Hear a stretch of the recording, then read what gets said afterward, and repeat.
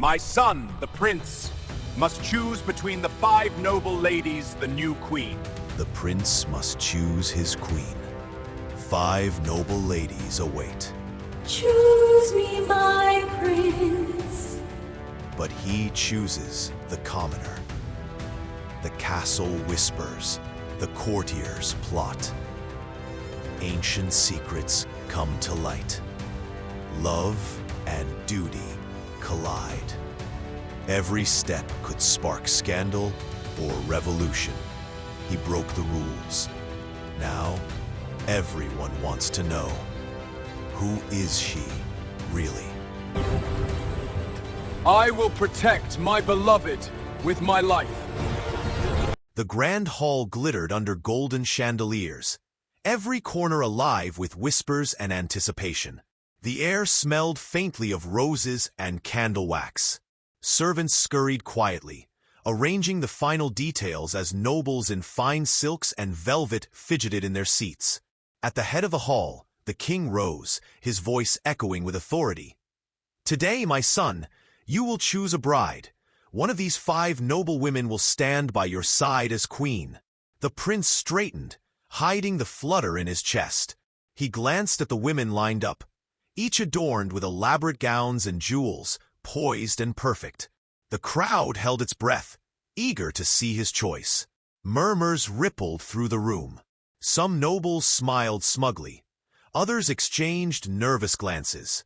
Outside, the sun streamed through tall windows, casting long beams across polished marble floors. Yet, despite the pomp and pressure, the prince's gaze lingered, not on the jewels or gowns, but on a simple plebeian girl in the courtyard, carrying a basket of fresh flowers. Her hair caught the light, her eyes wide with curiosity. She moved with quiet grace, oblivious to the eyes upon her. A hush fell over the hall as the prince's fingers twitched at his side. A choice had to be made, but his heart hesitated, pulled towards something beyond tradition, beyond expectation. The kingdom waited, breathless, unaware that the prince's decision would change everything. The hall was alive with anticipation, the clinking of goblets and murmurs of nobles filling the air. The 5 noble women stood like statues, each a picture of perfection. Gowns flowing, jewels sparkling, eyes trained on the prince. Yet, as the prince's gaze swept across the line, something else caught his attention.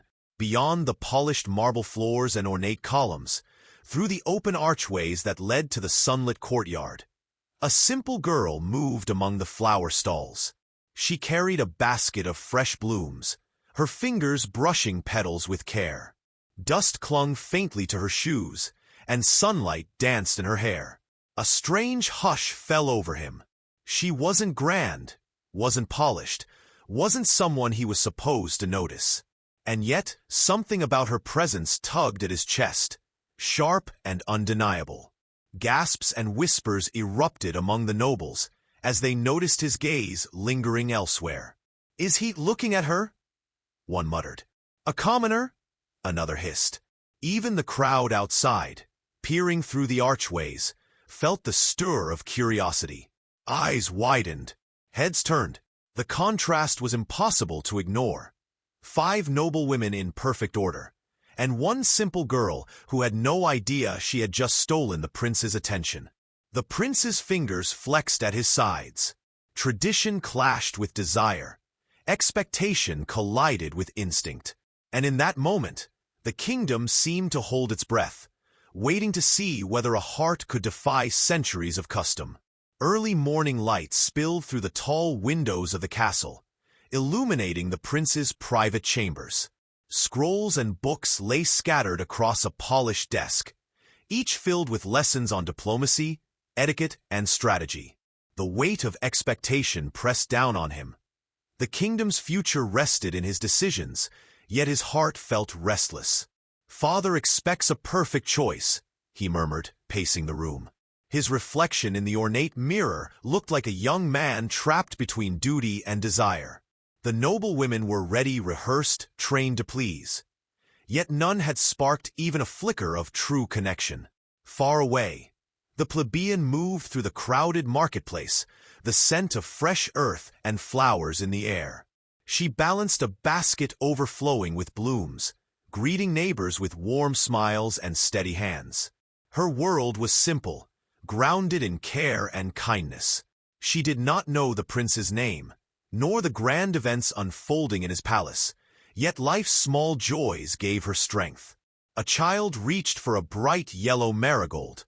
She bent down, tucking a stray strand of hair behind her ear, and handed it over gently. "Here, take it. It'll brighten your day," she said softly. The child grinned, clutching the flower as if it were gold. Two lives, worlds apart, were about to collide. One ruled by duty, ceremony, and expectation. The other by simplicity, empathy, and resilience. The threads of their fate were stretching taut, and no one, not even the king, could predict the spark that would ignite between them. The grand ballroom shimmered with crystal chandeliers and polished marble floors. Noble women whispered behind fans, their silk gowns rustling like soft thunder. Every gesture, every glance was calculated, perfection demanded by generations of courtly tradition. Outside, the marketplace smelled of earth and freshly baked bread. Children ran barefoot between stalls, and the plebeian moved among them, basket balanced on her arm, laughter spilling from her lips as she handed out blooms. Her world was raw, unpolished, yet alive with warmth and human connection. Back in the castle, courtiers exchanged sharp whispers. "How can a prince even look away from us?" one sneered. "Surely he cannot mean that girl?" another hissed, clutching pearls nervously. Pride and entitlement bristled against curiosity and instinct. In the courtyard, the plebeian paused to help a fallen merchant gather his wares. Her hands, roughened by labor, moved gently. She didn't notice the prince observing from the balcony, eyes narrowed with quiet intensity. The contrast was undeniable. Elegance versus authenticity, status versus substance. The tension hung in the air like a storm waiting to break. Tradition demanded one path, the heart another, and as the prince's gaze lingered on the simple girl below, the court, the people, and the girl herself were about to witness the first crack in centuries of rigid expectation. The prince leaned against the balcony railing, the morning sun warming his face, yet his mind churned with unrest. His eyes remained fixed on the plebeian below, moving through the marketplace with effortless grace. Every smile she gave, every gentle gesture, pulled at something deep inside him, a spark that no jewel or gown could ignite. "Why does she feel different?" he whispered, voice barely audible over the wind. Courtiers hovered nearby, discussing arrangements and expectations, but their words faded into a dull hum. Duty pressed on him like heavy chains, each one forged by tradition, precedent, and his father's gaze. Choosing her was unthinkable, yet impossible to ignore. In the courtyard, the plebeian adjusted her basket, unaware of the eyes watching her from above. She hummed softly, tending to her flowers, oblivious to the kingdom that waited, oblivious to the storm her presence had already stirred. The prince's hand clenched around the railing. His heart knew a truth his mind feared. Attraction alone could ignite rebellion, laughter, scorn, or perhaps something far greater. One choice, one glance, could unravel centuries of expectation. And still, he could not look away. The tension between desire and duty, expectation and instinct, was the first crack in a story that would challenge every rule he had ever known. The kingdom's gaze would be upon him soon, but his heart had already chosen. The hall fell silent. The chandeliers flickered as if sensing the tension. The 5 noble women stood poised, expecting the prince to step toward one of them, their eyes glimmering with anticipation and entitlement. But the prince did not move toward them. Instead, his gaze swept past the silks and jewels, past the polished courtiers, and settled firmly on the plebeian standing outside the courtyard gates. She carried her basket of flowers, cheeks flushed from the morning sun, unaware that all eyes in the kingdom had suddenly turned toward her. A whisper ran through the hall.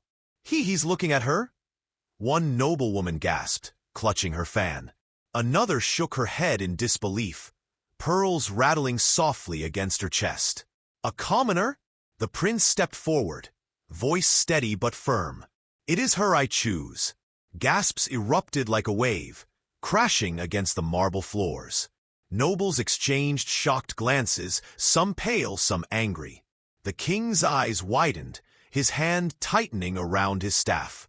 The courtiers froze, unsure whether to intervene or watch in stunned silence.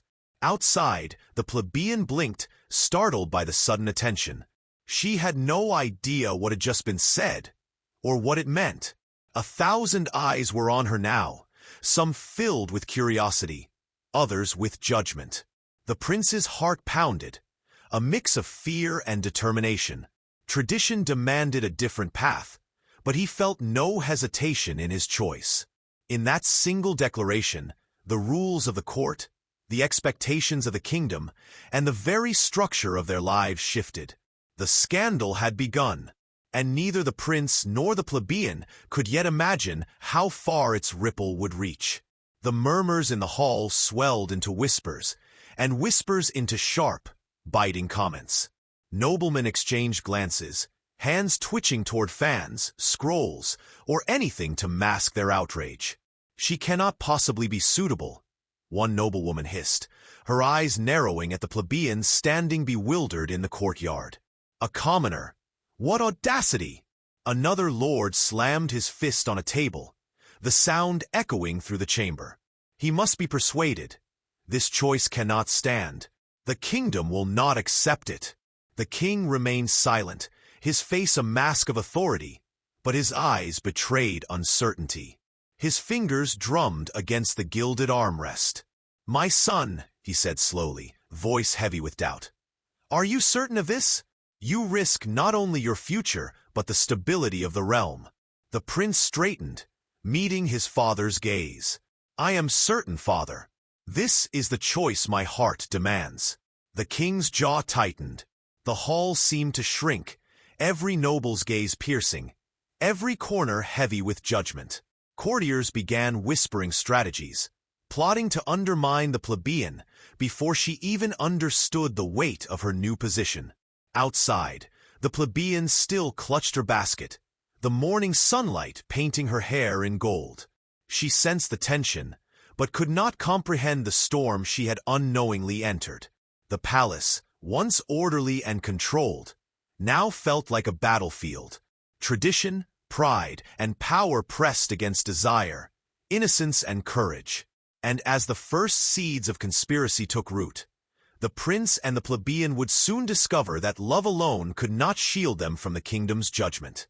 The plebeian stood frozen in the courtyard, her basket of flowers clutched tightly to her chest. The world had shifted in an instant. The bright morning had turned sharp, heavy, and unrecognizable. "I cannot," she stammered, voice barely audible over the hushed murmurs of the crowd.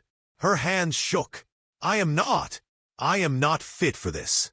The prince stepped closer, eyes filled with quiet insistence. "You are more than fit," he said, voice steady, but the weight of the palace seemed to press him down as well.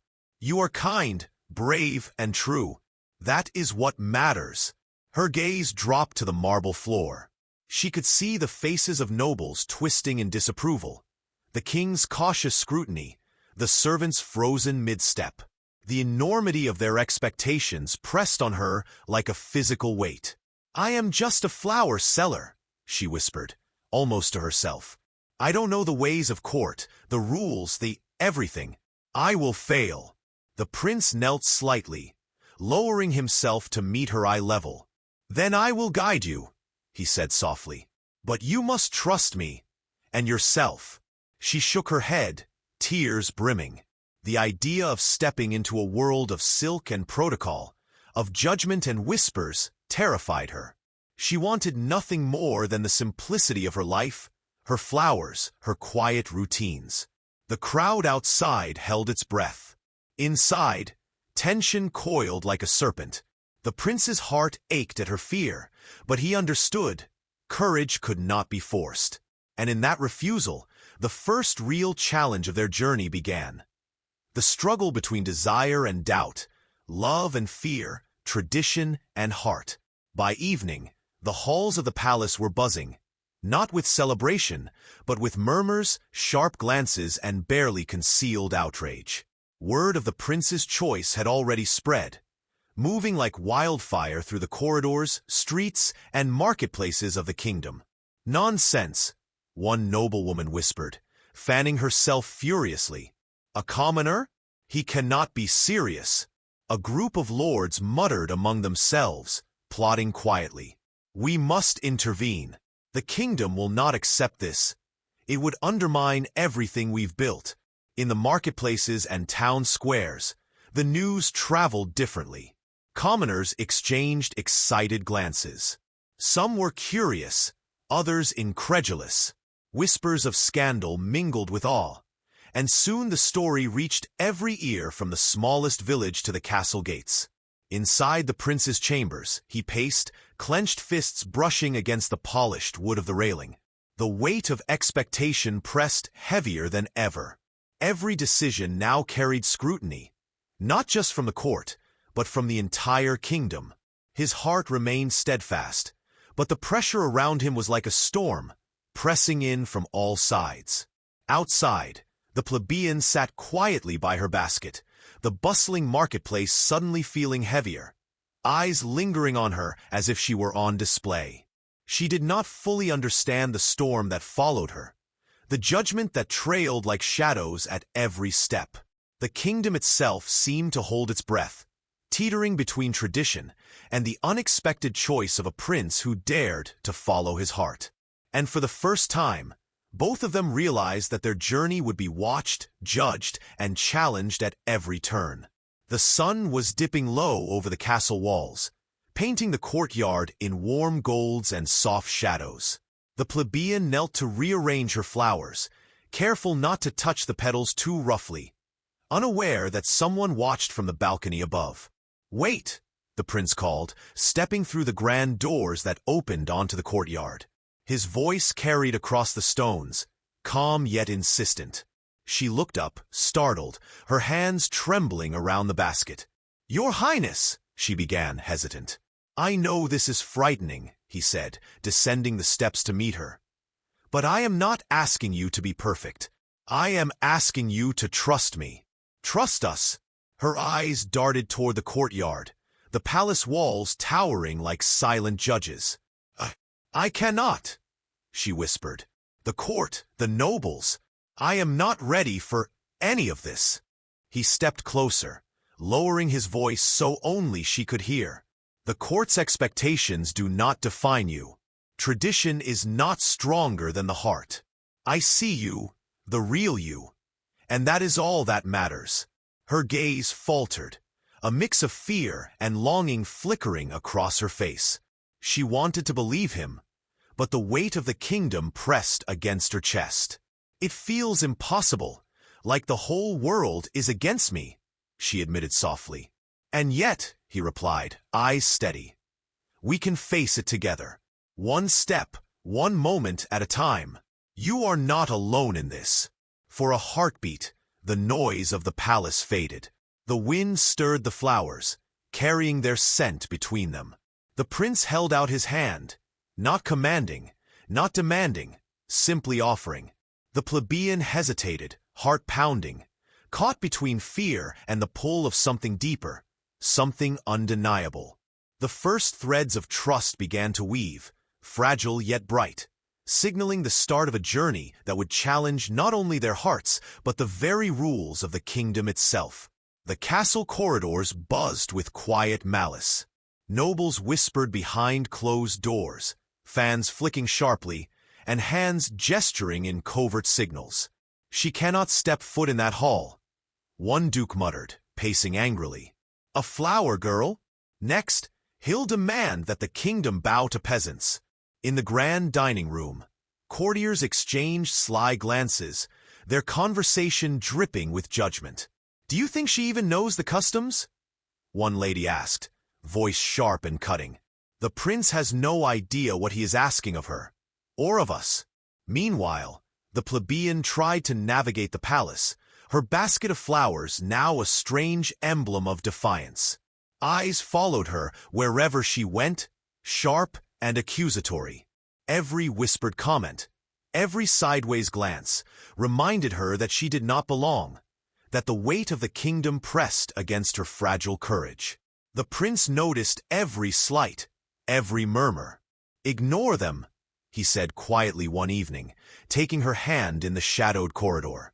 "Their words cannot diminish what is true between us." She shook her head, eyes wide with fear.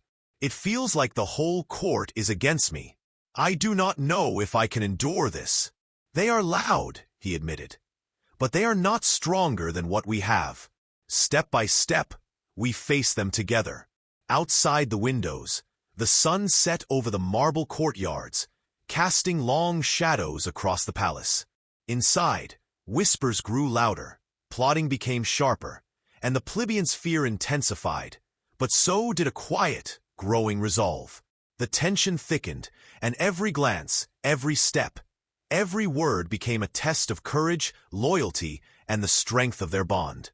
The kingdom watched, divided and tense, as the first real trials of love and tradition began to unfold. The plebeian sat by the fountain in the palace courtyard, fingers tracing the cool edge of the stone. The laughter of courtiers echoed faintly in the distance, a cruel reminder that she was an intruder in a world that demanded perfection. "I am not enough," she whispered to herself, eyes fixed on the rippling water. "I cannot do this. I will fail." Every step through the palace felt heavier than the last. The gowns, the etiquette, the endless eyes watching her, all of it weighed down her spirit.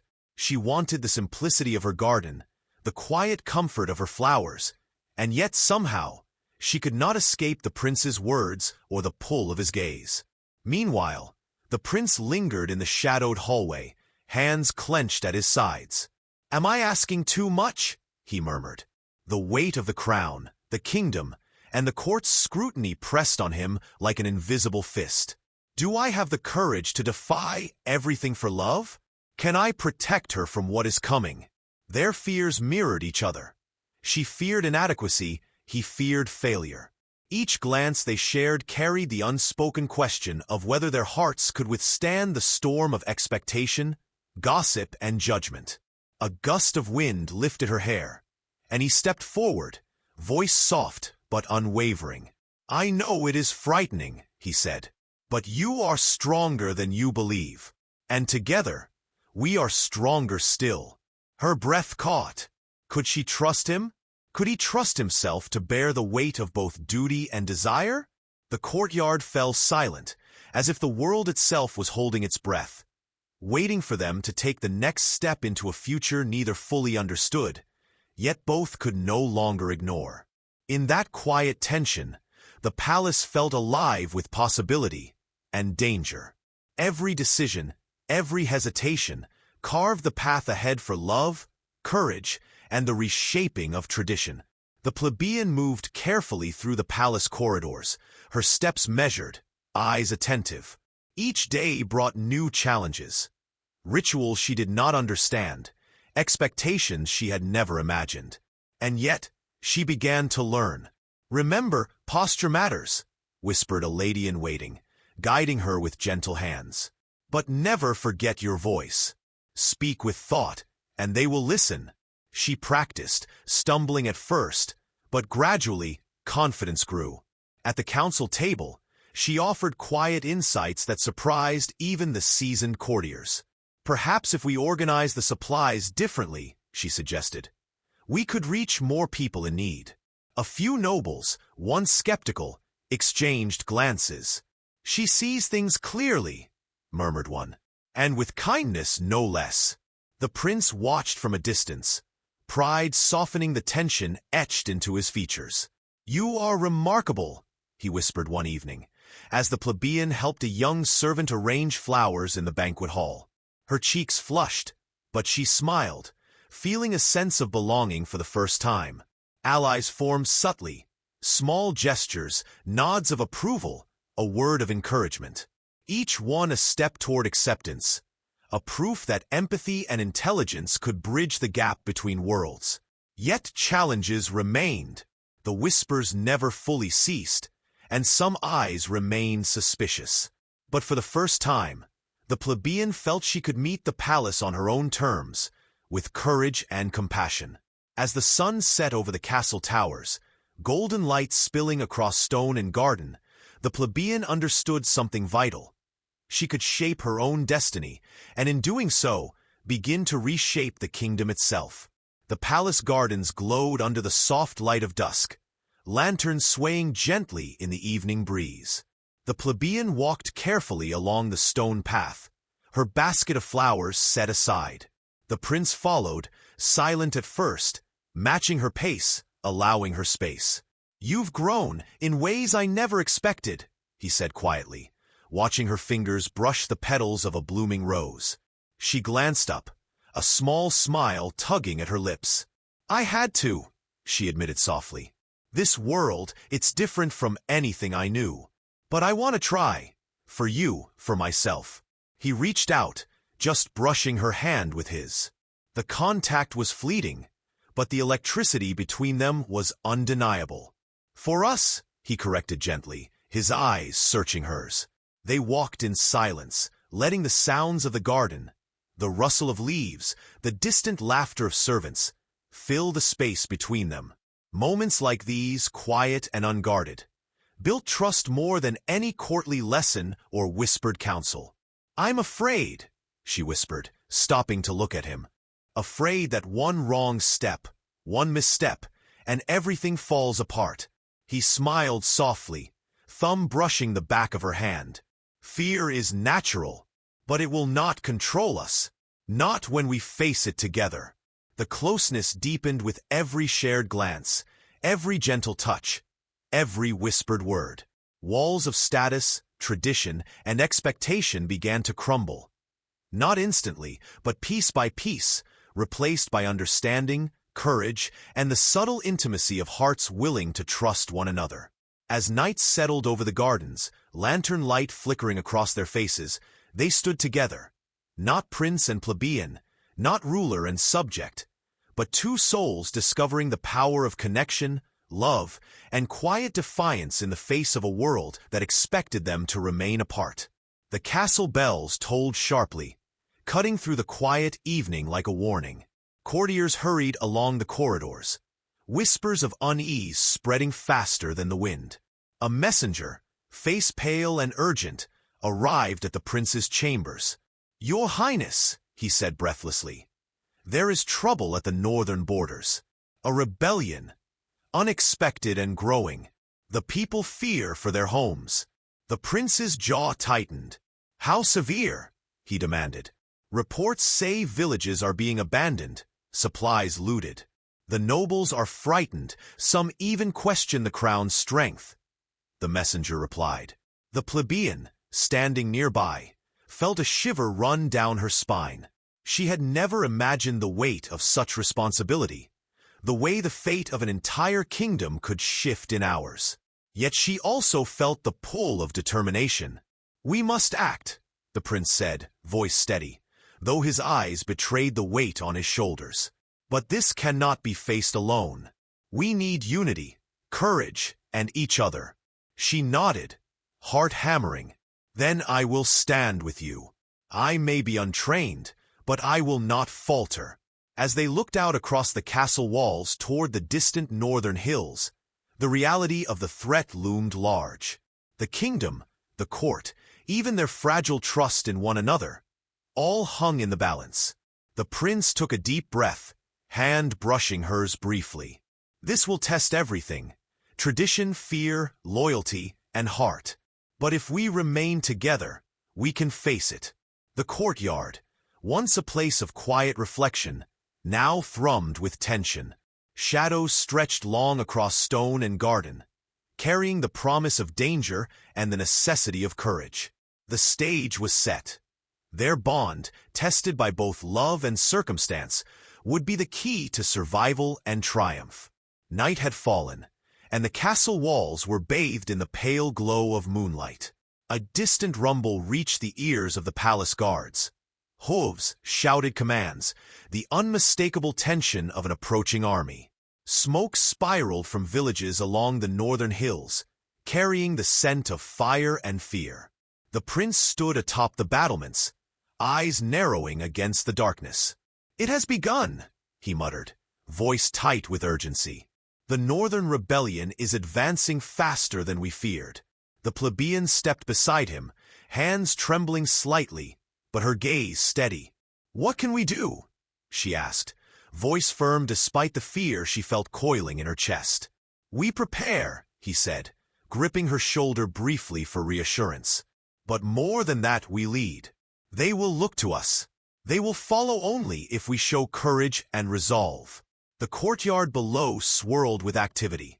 Soldiers rushing to arm themselves, nobles debating strategies, advisors shouting orders over the chaos. The air was thick with smoke, fear, and anticipation. The kingdom, once orderly and majestic, now bristled with imminent danger. The plebeian swallowed, feeling the weight of the moment. "I'm just a flower seller," she whispered, almost to herself. "How can I face this?" "You are more than that," the prince replied, turning to look at her, eyes bright with determination. "You are brave, clever, and true. Tonight, we do not face this alone. Together, we will show them the strength of heart, not just of title." The first signs of the rebel forces appeared against the horizon. Flames flickering, torches waving, the clash of armored riders moving like shadows in the night. The prince and plebeian exchanged a glance, understanding that their bond, tested by court intrigue and personal doubt, would now be tested by fire and steel. Orders were shouted, strategies whispered. They moved through the chaos side by side, the plebeian learning quickly, the prince guiding firmly yet gently. Every choice mattered. Every step carried the weight of lives, loyalty, and the future of the kingdom. As the first clash rang out, the prince's hand brushed hers once more, a silent promise. Courage, trust, and unity could overcome even the greatest threat. Shadows danced across stone and flame, and in that moment, the world held its breath, waiting to see if love, bravery, and partnership could withstand the storm that had descended upon them. The night air was thick with smoke and the acrid scent of burning wood. Soldiers scrambled across the courtyard, trying to organize defenses, while the rebel forces pressed closer to the northern gates. The prince barked orders, his voice cutting through chaos, but even he recognized the overwhelming odds. The plebeian stepped forward, eyes sharp despite the fear gnawing at her. She had spent days learning the palace's ways, listening, observing, and now her instincts took over. "We need to secure the supply routes first," she called to the nearest commander, pointing to maps hastily spread across a table. "If the rebels are cut off from reinforcements, we can hold the walls until help arrives." Whispers of surprise ran through the soldiers. "She knows what she's doing," one murmured. "A commoner giving orders?" The prince glanced at her, heart swelling with pride. "Exactly," he said under his breath, watching her direct men and coordinate defenses with clarity and calm. Every movement was deliberate, every word precise. She turned to the prince, a brief glance conveying confidence and reassurance. "Trust the plan," she said, voice steady. "We can do this together." Moments later, the rebels struck, battering the gates with fire and steel. The plebeian moved among the ranks, adjusting strategies on the fly, calming frightened soldiers and anticipating enemy movements with uncanny insight. Each decision she made saved lives, strengthened defenses, and proved that courage and intelligence could exist beyond noble bloodlines. The prince fought alongside her, admiration in his eyes. "You are extraordinary," he shouted over the clamor, a brief smile breaking through the tension. "I'm just doing what's necessary," she replied, though her cheeks flushed with pride. By the first light of dawn, the immediate threat had been contained. The castle walls still bore scars from the night, but the kingdom survived. The courtiers who had doubted her looked on in stunned silence, whispers now tinged with respect rather than scorn. The plebeian's presence, once underestimated, had shifted the balance. She had faced danger, embraced responsibility, and proven herself indispensable, not just to the prince, but to the kingdom itself. And in that moment, the story of love, courage, and defiance of expectation had found its most powerful advocate. The morning sun spilled golden light over the palace, illuminating the aftermath of the night's chaos. Soldiers moved quietly, repairing walls and tending to the wounded, while courtiers gathered in small groups, their faces thoughtful rather than scornful. The king paced slowly in his private chamber, the weight of judgment and tradition pressing heavily on him. Finally, he stopped and looked toward the plebeian, who was quietly reviewing reports with the prince. Her calm, decisive presence left no doubt. She had contributed to the kingdom's survival. "She is remarkable," the king murmured, almost to himself. "Perhaps my son's choice is not as reckless as I feared." A few nobles approached cautiously, bowing their heads with hesitation. "Your Highness," one began, voice careful, "the actions of your daughter-in-law, if I may call her that, have saved many lives. We owe her respect, and perhaps guidance in her place here." The plebeian's cheeks flushed, but she met their gazes with quiet dignity. "I only did what I thought necessary for the kingdom," she said softly. "And I am still learning. I ask only to serve to the best of my ability." The prince stood beside her, pride and relief evident in his posture. "She has proven herself," he said firmly, "not through title or heritage, but through courage, intelligence, and heart." The king's stern expression softened, a faint smile tugging at his lips. "Very well," he said finally. "Let it be known, merit, not birth alone, defines worth. You have my acknowledgement, and the courts gradually." Outside the windows, courtiers exchanged tentative nods, some murmuring approval, others still hesitant. The tension that had gripped the palace for weeks began to ease. Respect, though earned slowly, was now undeniable. The plebeian and the prince shared a glance, relief and quiet joy passing between them. The kingdom had seen her value, and in that recognition, the power of love, courage, and intelligence began to outweigh the weight of tradition. The path ahead would still have challenges, but for the first time, hearts and minds were beginning to align. The morning air was crisp, carrying the scent of blooming gardens across the castle grounds. The plebeian stood at the edge of the balcony, gazing out at the bustling courtyards below. Soldiers drilled, courtiers whispered, and the people stirred in anticipation of her next move. Her hands rested on the railing, trembling slightly, not from fear, but from the weight of the decision she was about to make. The events of the past days had tested her in ways she never imagined. Each challenge had forced her to think quickly, act bravely, and trust her own instincts. "I cannot hide behind silence any longer," she whispered to herself, voice steady, though her heart raced. "I must act, for the prince, for the people, for the kingdom." The prince approached quietly, his gaze filled with respect and encouragement. "You have already done so much," he said, voice soft. "But I can see the choice weighing on you. Whatever you decide, I stand with you." She turned, meeting his eyes, and found clarity there. "I will not be a bystander," she said firmly. "I will take responsibility. I will learn, guide, and protect. The kingdom needs every bit of courage we can offer." A murmur of surprise passed through the courtyard as she stepped forward, addressing the assembled nobles and commanders. "The challenges we face are real," she said, voice carrying with conviction. "We must unite, adapt, and act with wisdom. I will do my part, alongside the prince, to ensure our people are safe and our future secure." The prince watched, pride swelling in his chest. Her words, once timid and uncertain, now rang with authority, empathy, and determination. Courtiers who had doubted her nodded cautiously, realizing the depth of her commitment and capability. Together, they moved through the castle, an unstoppable partnership, coordinating defenses, organizing supplies, and inspiring those around them. The plebeian had embraced her role, transforming hesitation into action, fear into courage, and uncertainty into leadership. For the first time, the palace felt aligned, not just with strategy but with heart. The prince and plebeian stood as equals, ready to face whatever trials lay ahead. And in that moment, the kingdom witnessed a profound truth.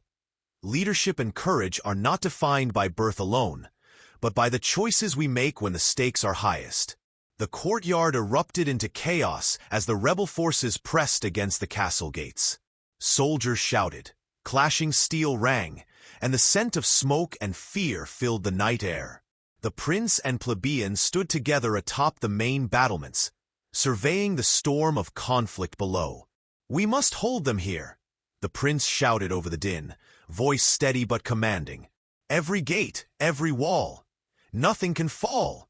The plebeian pointed toward the southern flank, where reinforcements were needed. "Redirect the archers, and move the supplies closer to the gates. They will break faster than expected." Soldiers hesitated, astonished by her authority, but quickly obeyed. Her decisiveness and intelligence cut through the panic like a sword, turning chaos into coordinated defense. Amid the battle, a noble advisor confronted them, face pale and lips trembling. "This is madness. You are risking everything on a commoner." "I am not just a commoner," she said, eyes fierce, heart racing. "I am here. I fight. I lead. And together, we protect this kingdom." The prince's hand found hers, a silent vow of unity and trust. "We are stronger together," he said, voice low but resolute. Flames licked the northern walls, arrows darkened the sky, and every heartbeat carried the weight of life and death. The plebeian moved through the chaos, guiding, directing, calming soldiers, her courage sparking hope among the ranks. The prince fought beside her, steel in hand, his presence a constant reassurance. With a decisive charge, they drove back the rebel forces, exploiting weaknesses only visible to keen eyes and a clear mind. Every step, every command, every shared glance reinforced their bond and the power of partnership. At last, the battlefield fell silent. Smoke and ash hung in the air, but the walls remained intact, the kingdom's heart beating strong. Courtiers, soldiers, and citizens alike looked upon the prince and plebeian with newfound respect, awe, and admiration. In that moment, the storm of tension, fear, and opposition reached its apex, and the prince and plebeian stood victorious, not just in battle, but in proving that courage, intelligence, and love could overcome the greatest challenges. The war room glowed under torchlight, maps sprawled across a massive oak table. Arrows marked enemy positions, supply lines, and defensive weak points. The prince leaned over the maps, brows furrowed in concentration. "We hold the eastern flank," he said, voice steady, pointing to a cluster of markings. "But the western gate is vulnerable. I need your insight." The plebeian stepped closer, her eyes scanning the lines and distances. "If we reinforce here and shift these troops slightly," she said, tracing a route with her finger, "we can cut off their advance without overextending our forces. And if we time the archers here—" The prince's eyes lit with admiration. "Perfect! That's exactly the angle we need." Together, they orchestrated the defense with precision. Every order from the prince carried authority. Every adjustment from the plebeian carried logic and foresight. Soldiers moved like a single, disciplined entity, inspired by the unity and confidence of their leaders. At one point, a sudden breach threatened the southern wall. The plebeian acted immediately. "Reroute the reserves. Use the ballistae. Now!" The prince mirrored her urgency, rallying troops and reinforcing morale. "Keep steady. Watch each flank." Side by side, They move through the chaos, hands brushing, eyes meeting in fleeting but powerful moments of connection. In the midst of battle, love and strategy intertwined, making each decision sharper, each action more impactful. By nightfall, the rebel forces had been repelled. The walls remained intact, the gates secure, and the kingdom breathed again. Soldiers cheered, courtiers nodded in awe, and even the most skeptical nobles recognized the brilliance of their combined leadership. Standing atop the battlements, the prince turned to the plebeian. "We did it. Together." She smiled, exhaustion and triumph mingling. "Together," she echoed. In that shared victory, the kingdom witnessed not just a triumph of arms, but a triumph of partnership, courage, and love. The force that had carried them through every storm, every obstacle, and every doubt. The grand hall was silent except for the distant crackle of torches and the echoes of hurried footsteps outside. The battle had ended, yet tension lingered like smoke over the castle. The plebeian stood near the throne, hands clasped, chest heaving as the weight of recent events pressed upon her. "You risked everything," she whispered, voice trembling. "Your life for me, for them." The prince stepped closer, eyes dark with concern. "And you," he said softly, "stood where others would have faltered. Every choice, every step, you were extraordinary." She looked away, fear and doubt flickering across her face. "I'm not of your world," she admitted. "I may never belong." His hand reached hers, firm and reassuring. "Belonging is not given by birth or title," he said, voice low and urgent. "It's earned through heart, courage, and trust. And you have all three." Tears glistened in her eyes, unspoken emotions churning like a storm. "I'm afraid," she confessed, voice breaking. "Afraid that I cannot live up to what you, and the kingdom, expect." "Look at me," he demanded gently, tilting her chin upward. "I do not expect perfection. I expect honesty, bravery, and love. You have given me all of that, and more." The sound of distant applause filtered in from the courtyard as soldiers and citizens celebrated the victory. But inside the hall, time slowed. Heartbeats, breaths, and glances held the weight of unspoken promises. She finally let a small smile emerge, courage mingling with vulnerability. "Then, I will stay," she said, voice steadying. "I will face whatever comes, as long as it is with you." He pulled her into a tight embrace, lips brushing her forehead, eyes closing briefly in relief. "Together," he whispered, echoing the promise that had carried them through war, doubt, and fear. In that moment, the castle walls did not just shelter a kingdom. They held two hearts intertwined, bound by courage, loyalty, and love. Outside, the sun began to rise, casting golden light over stone and garden, illuminating a future shaped not by tradition alone, but by choice, heart, and shared destiny. The throne room sparkled with torchlight and polished stone, the air buzzing with a mixture of relief and awe. Courtiers, soldiers, and citizens alike gathered to witness the moment that would define the kingdom's future. The king stood, robes immaculate, gaze sweeping over the assembled crowd before landing on the plebeian. "You have proven yourself," he declared, voice resonant and unwavering. "Through courage, intelligence, and unwavering dedication, you have earned the respect not just of the prince, but of the entire kingdom." A murmur of astonishment and admiration rippled through the hall. Nobles who had whispered doubts now lowered their heads in recognition, some with humility, others with grudging respect. The plebeian stepped forward, shoulders straight, heart racing yet steady. "I am honored," she said, voice clear, "and I pledge to continue serving the kingdom, alongside the prince, with loyalty and care." The prince moved to her side, pride and warmth in his eyes. "Together," he said softly, but with enough strength for all to hear. "We will protect this kingdom, its people, and its future." Opponents who had conspired against her shifted uneasily. Some were quietly removed from positions of influence. Others offered apologies, acknowledging their misjudgment. The lesson was unmistakable.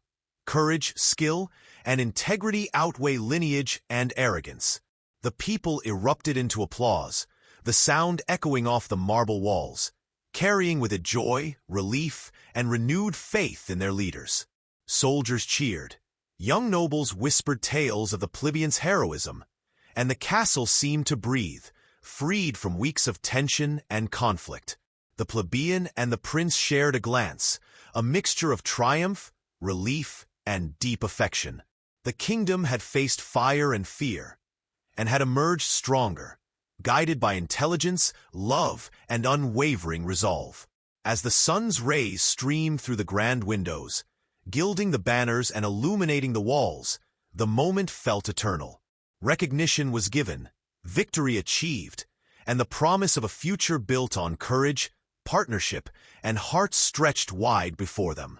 The palace gardens were alive with color and light, a stark contrast to the shadows of doubt and fear that had haunted the kingdom weeks before.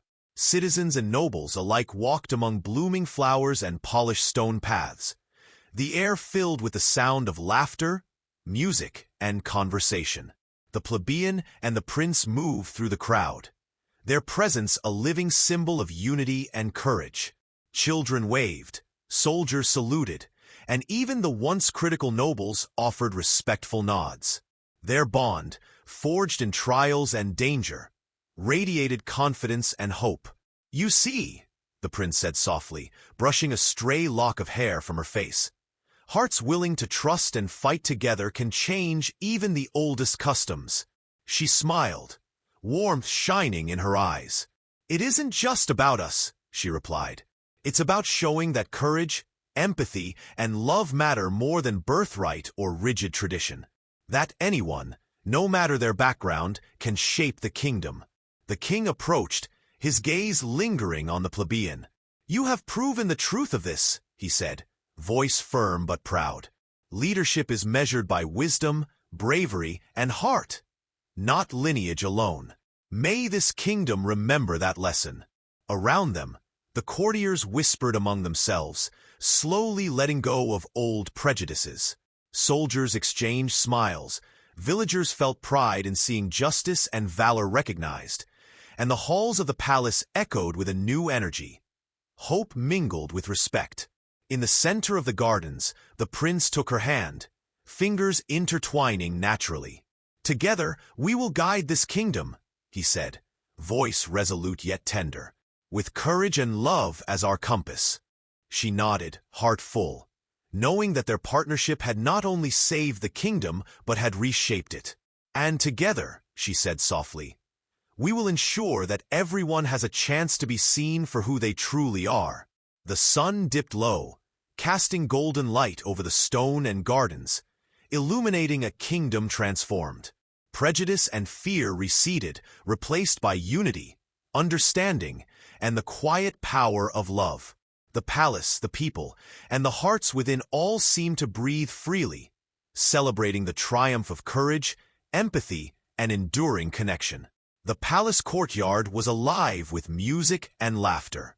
Lanterns swayed gently in the evening breeze, casting warm light over polished stone and blooming flowers. Citizens, nobles, and soldiers alike gathered, celebrating not just victory, but the union of the prince and plebeian. The prince held her hand tightly, guiding her through the crowd. Smiles, nods, and applause followed their steps, a tangible acknowledgement of respect and acceptance. "Look at them," he whispered, voice filled with wonder. "They see what I see, your strength, your heart." She glanced around, eyes bright. "It feels different," she admitted softly, "like the kingdom is learning to value courage and compassion over rank and tradition." Courtiers who had once questioned her presence bowed, offering congratulations with genuine warmth. Soldiers cheered, children waved small banners, and merchants from the town below brought gifts and flowers to honor the couple. The air was electric with hope and admiration. The king approached, expression softened by pride. "This is the change I hoped for," he said, voice steady. Not only have you both protected the kingdom, but you have shown that merit, heart, and unity can transform even the oldest court.